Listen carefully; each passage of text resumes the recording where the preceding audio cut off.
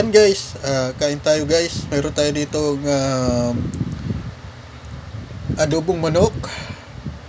Yan, adobong manok na may saging na saba.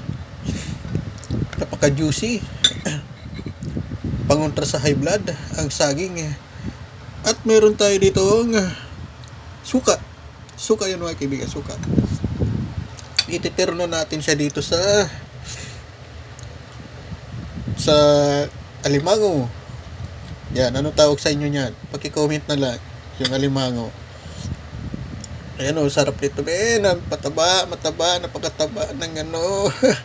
Saka ukoy mga kaibigan o. Sarap ng ukoy o. Yan mga kaibigan. At meron din tayo dito beans na may longganisa. Bangot na longganisa.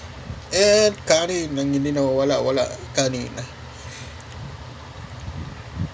Churro mga kaibigan, kain tayo. Churro. Kakain na tayo.